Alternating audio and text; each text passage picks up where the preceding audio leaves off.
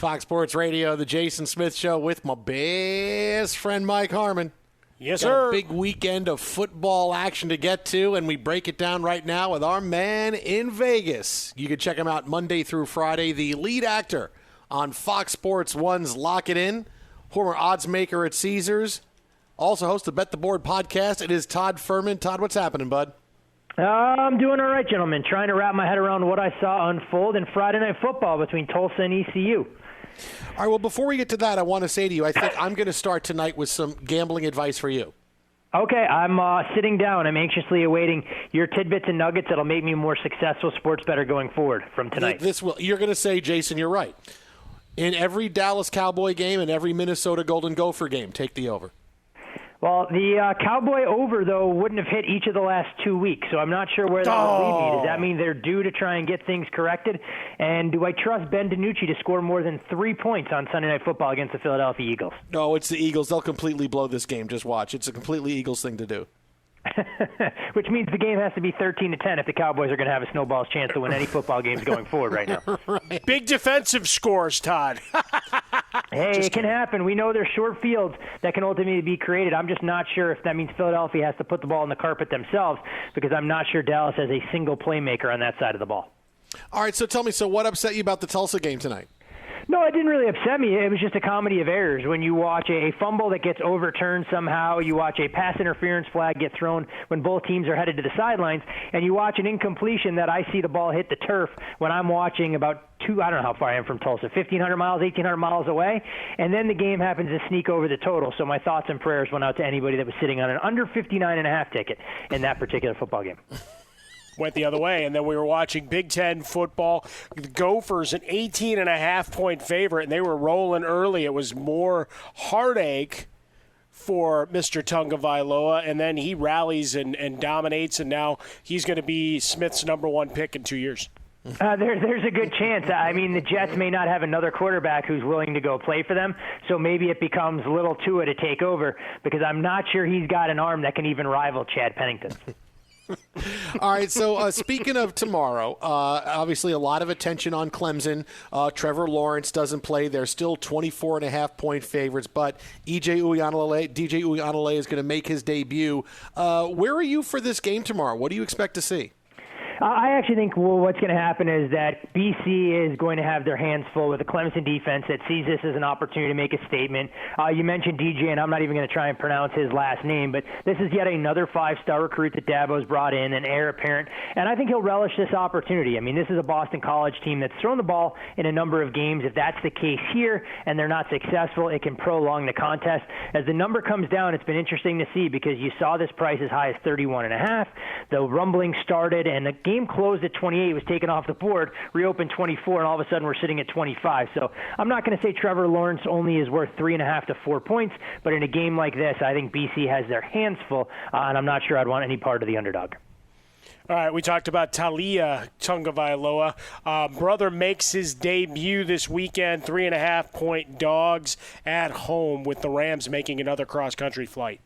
And when you look at this game, it's attracted the attention of professional bettors, not just because of what Miami will have going on under center with Tua making his starting debut, but because they'll have the services of Byron Jones in that defensive backfield. And when you look at a limited sample size, with him out there, the Dolphins' pass defense is 10 points per game better than it is without him. You mentioned the Rams and how good they've been going west to east, but this is their fourth trip to the Eastern time zone.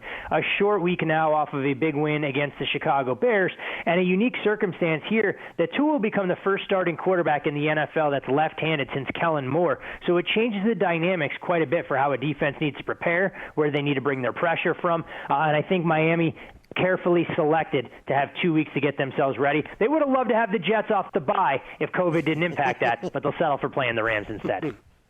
Todd Fuhrman, our insider in Vegas, with us here at Fox Sports Radio, the Jason Smith Show with Mike Harmon.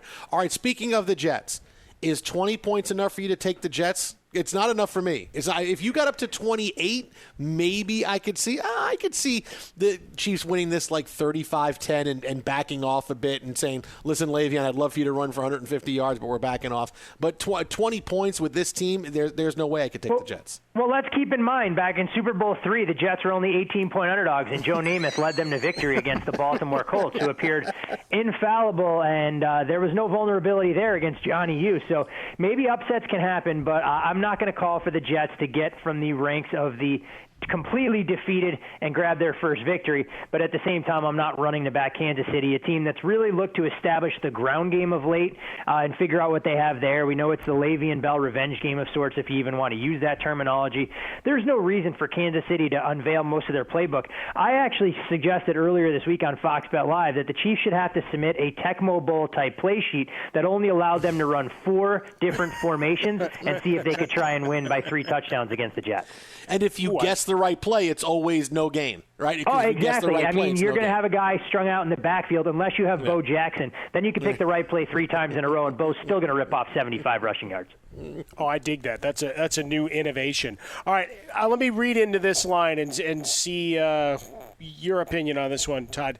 Buffalo only 3.5 against I think we can just say flat out bad right now, New England Patriots team. Is that telling me that nobody believes that Josh Allen is the guy and that Buffalo is a Jag team right now?